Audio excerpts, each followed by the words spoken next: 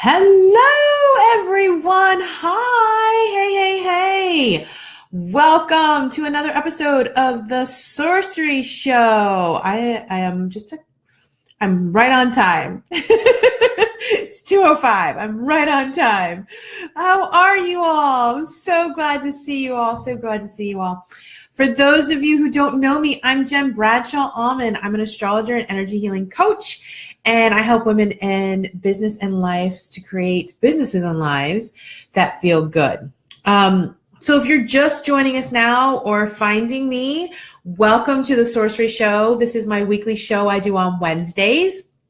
And like I said, I'm Jen Bradshaw Almond, and I'm so excited to have you guys here. And why the Sorcery Show? And this is the reason why the Sorcery Show is this is where real world meets the woo world. And where you'll discover tools, modalities, practices, and more help for us to connect to our inner souls more effectively, clearly, and consciously.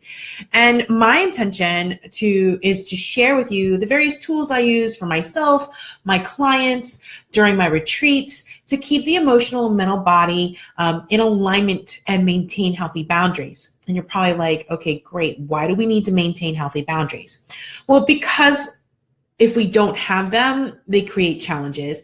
But if we do have them, this is why we need them. It allows us to show up, be heard more truthfully and authentically and courageously in the work world. And let's be honest, there is a ton of noise out there that holds us back from doing that. So why not get all the help that we can?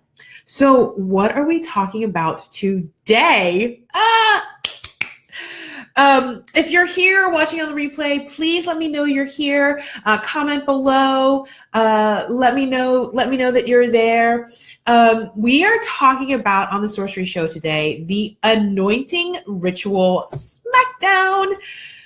Catchy tool, catchy name. I'm not really going to smack you. That would be unkind. But, after we've been chatting about last week about flower essences and essential oils, I thought I would do something fun that integrates them both and just share how I use them in both. And one is actually anointing. And now I just want you to know that it's not like the end all be all to anointing ceremonies. And so, I hope to be able to just give you a little bit of a practice and let you know about that. But, first of all, let's talk about what the heck is anointing anyways. Not annoying, just to be clear. So, anointing. Why did I pick this? Well, it's funny. I do so many things and it's hard to kind of say it. So this is where I get to share with all of you what I do and how I do it and why I do it. And, I am a healer. I'm an astrologer and a healer. So, I'm not a business coach. I don't claim to be one. I love different healing modalities. And I love energy. I totally believe in everything has energy. So, that's why I'm here. But why anointing? So I looked at the definition of anointing, right? And it means to consecrate, bless, ordain, rub or smear something, typically a religious ceremony. But honestly, who says so, really? It's funny. I'll tell you guys in a little bit, like when I thought about rub or smear, I'm like vapor rub. That's what I was thinking. It's like rub or smear, vapor rub. I don't know why. I think it's probably because it's becoming allergy season, even though yesterday it was trying to snow here. And I just talked to a client where it is actually snowing. Anyways, so besides like those religious ceremonies, the traditional way, I told you I'm a healer. And so anointing is actually an old way of a process to helping the sick or those that are ill. And we'll talk about more about why you would anoint yourself here in a little bit. But I really just wanted to give you a little background. And, when I looked at the definition, one of the things that I really that really hit me to the core was besides the religious ceremonies and the cool metaphysical and all that good stuff, was the blessing part, like blessing something. That was really kind of what was like, oh, I kind of jam with the blessings. And, you know, when I think about blessings, they're actually ways, a person that you can actually appreciate something, like a person, place, or thing. Like when we're blessing something, like, yeah, okay, I get it. Like in old time church, like I said, the consecration, the ordaining, like that's a very, like the blessing of the soul, a very old way. But you know, Bali, when I actually took a trip to Bali, that's where a lot of my, I guess, my deepening came in, to the core of like, how am I this medicine woman, shaman, priestess type person that does this healing work? So when I went to Bali, I noticed just their way of life, something I actually did when I was there, when I traveled there. I took a couple days on the front end to really get to know the country. Because I mean, heck, you travel across the world, you might as well make some time. But also just when I was on retreat there, noticing different things, and everything there was sacred. You know, and the way they communed, the way they started their day, the way they, you know, received something or celebrated a wedding, a death, a birth, or whatever, there was always some sort of blessing or appreciation that they did. And they actually did something. There was an actual inspired action to do something. I think one of the biggest things that really moved me when I was in Bali, and I don't know that many of you all know this, other than the sisters that I was there with and took some time, I actually had my own kind of tour guide. Because to be honest with you, like I tour crazy places. My husband did not go with me at that point in time. He did not want to take a trip all the way across the world. But, you know, I really wanted someone native to kind of show me the culture and really get really immersed in it. Side note, I happen to be in the progress moon of Sagittarius. So it made sense. Anyways, my guide took me to his temple, and it was like one of the water temples. And, you know, he walked through why they would go anytime. Like the temple was busy all the time. It wasn't like just on Sundays. It was busy all the time. It was busy morning. It was busy noon. It was busy at night, because people had something to celebrate or wanted a blessing or wanted to be blessed for whatever reason. And I found that was really intriguing to me. So honestly, kind of like when I was reading the definition of what is anointing, to consecrate, bless, ordain, smear or rub something, or religious ceremony. And I said, like, but who really says so? Like I took a page from the Balinese and noticed that they go when they need to or want to. And so that was really, really cool. So I don't think that it's like, has to be a real big pomp and circumstance kind of thing. It can be, or it can be just kind of like whenever you feel like it, or a daily thing, whatever. So what if it was a daily thing? Like, how would that actually show up? Like what would I mean by that? And it would be like when you anoint yourself. Like if you think about it, I mentioned vapor rubs. I kind of did a spoiler alert. So I actually mentioned a vapor rub because like when you're sick and you want to get better and you can't breathe, you're smearing a vapor rub, whether it's organic or not, or if it's eucalyptus with coconut oil, essential oil, you're anointing yourself as you're actually like rubbing this on you. You're like, hey, body, I really want to nurture you and give you good health, and I value you. That is anointing yourself. That's when you would anoint on your own. You would even do it on a daily practice. We were just, talking about why a daily practice. Like I know a lot of people, maybe not a lot of people, but I do this. Unscented lotion and your favorite, I got a lot of stuff here on my desk, you guys, your favorite, essential oil, we're actually going to do a practice today too, by the way. Kind of walk you through just something really simple. After you take a shower, instead of just like rushing out the door, you could actually appreciate your body and bless your body with specific oils using unscented lotion or coconut oil or whatever. It doesn't have to be something really crazy. So, how or what would you use if you're doing anointing? I know I break the rules on stuff. Like, every time I think about like, oh, it needs to be this like grand thing and it's got to be structured. It doesn't.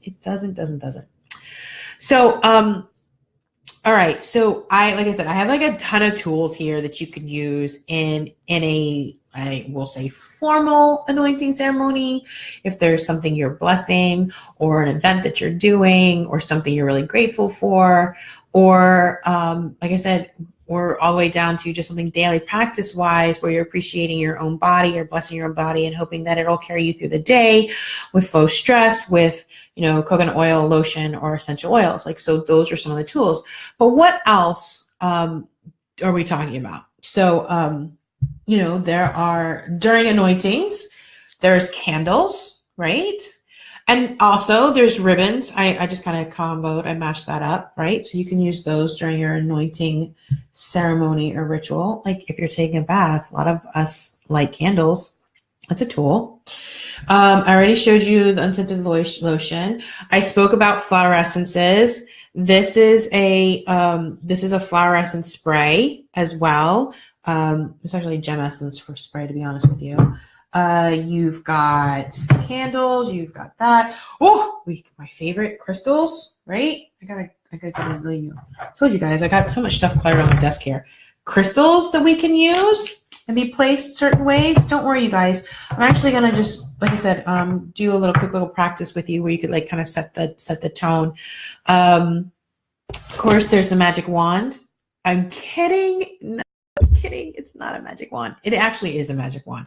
But don't get anointing confused with charms and spells as I point my wand at you. I know you guys are probably like, what is that crazy lady doing? Sidebar note, and we'll get to this in this little practice, but we aren't doing charms and spells, and this is a magic wand.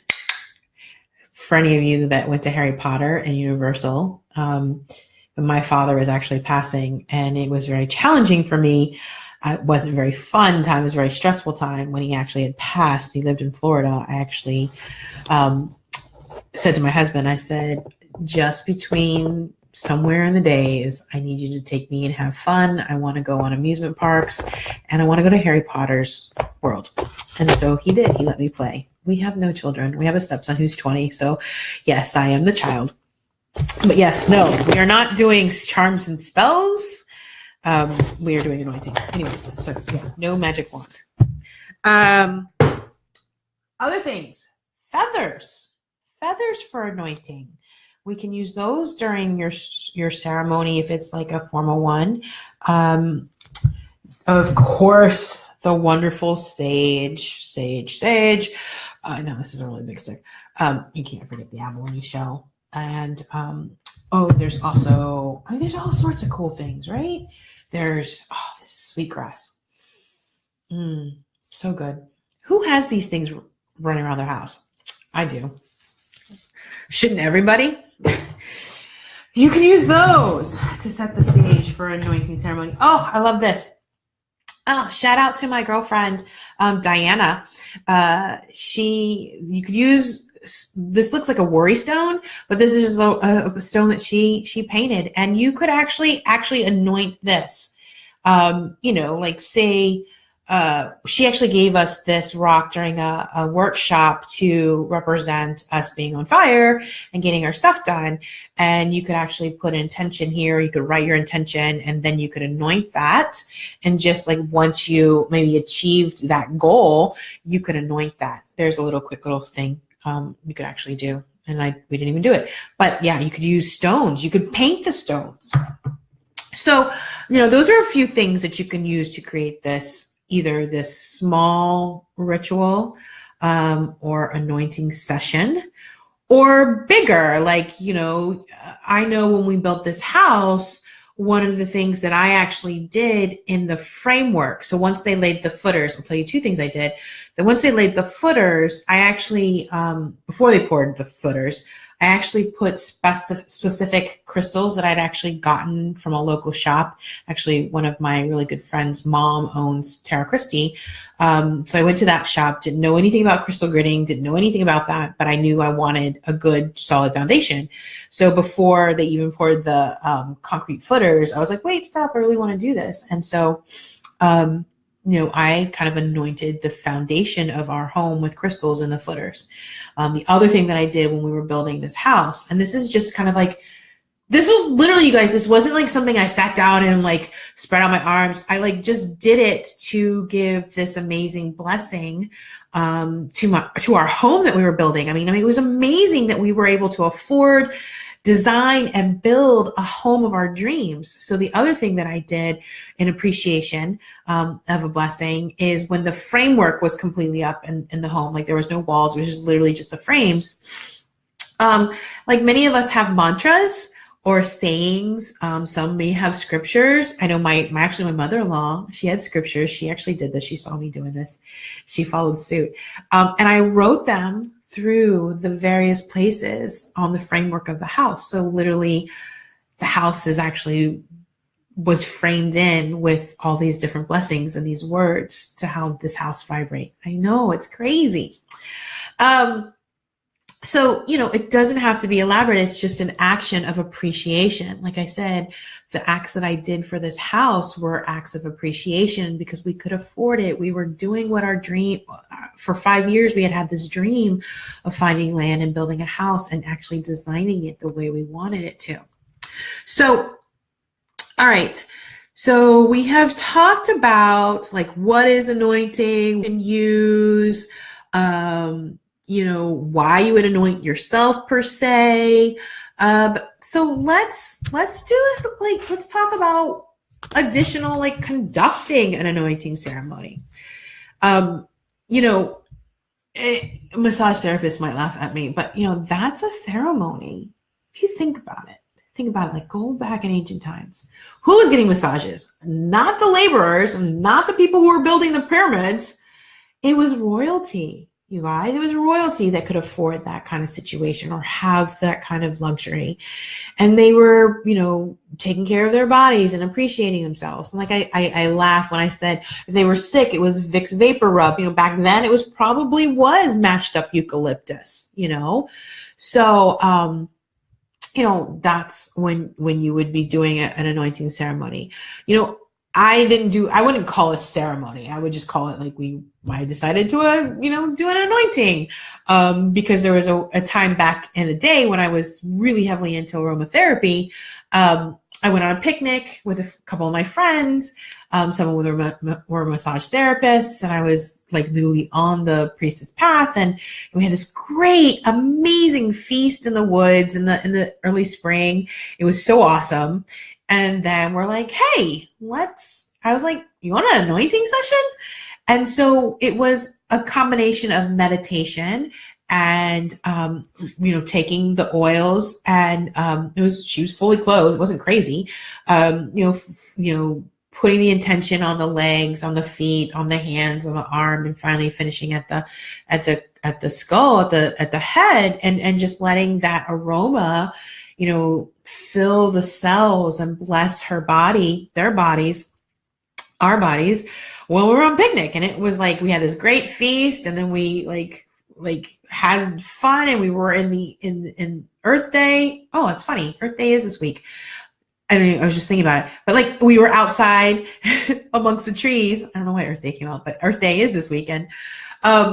So yeah, like those are ways. And like I said, either that or they could be a little sacred ceremony, something meaningful to you, like something that I've observed when I was in Bali, which is really, really cool. So, I would love to just kind of give you maybe a sample practice in case you've never done this. How do we want to do this? I have all this stuff on my desk. So let's do a simple practice. I just got off the phone with one of my clients, and we were talking about kind of the masculine energy of getting up and doing things and goals and blah, blah, blah, blah. All great things. And as many of you know, like with the passing of my father-in-law, I have my father. So you can always take a picture too, and you can anoint that picture. Now remember, this is not charms or spells. I want to make this very, very clear. We're not doing charms or spells. We're doing blessings that are of appreciation. But we're not going to actually, in this particular situation, even though we have the pictures sitting here, we aren't going to bless the pictures. We're actually, I think what I'm going to do is I'm going to walk you through a quick anointing to my own heart in tribute to the men that have had an influence on me. So what I may do originally is you want to open the space. Again, it can be a big to-do, it can be a huge process, it can be a grand process, or it can be very, very simple. But, one really good way to do that is just to clear the space with essential oils. This is flower essence gem spray. You can also clear the space with sage. That's a big one. And then you're going to want to and I won't do this, but one of the things you'll want to do is what is your intention? What are you anointing? What are you blessing? And why? Why is that important to you? So in this instance, if this is something that I want to heal my heart or bless my heart and know that the men and the father figures in my life meant something to me, I may, take some lotion or oil and a couple drops of essential oils of some sort, put them in my palm, and just think of the appreciation that I have for them, and then come in here and place that and anoint my heart and let it heal, let it feel supported, let it feel appreciated, because this is all vibration, going back to what I was speaking about.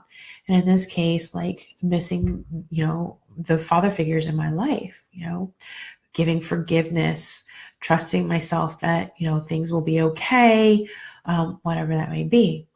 And again, you can also, if you're doing something really big and elaborate, you can always set circles with ribbons, scarves, rope, your kind of your sacred place after and then clear it, and then do the anointing however you feel good about it.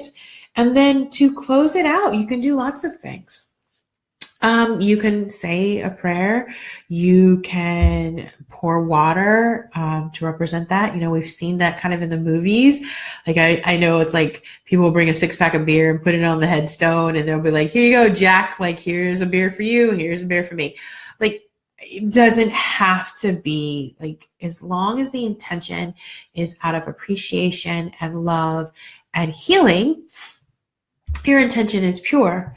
Another way to close out that ceremony would be if you had lit a candle, you could actually close that ceremony by blowing out the candle.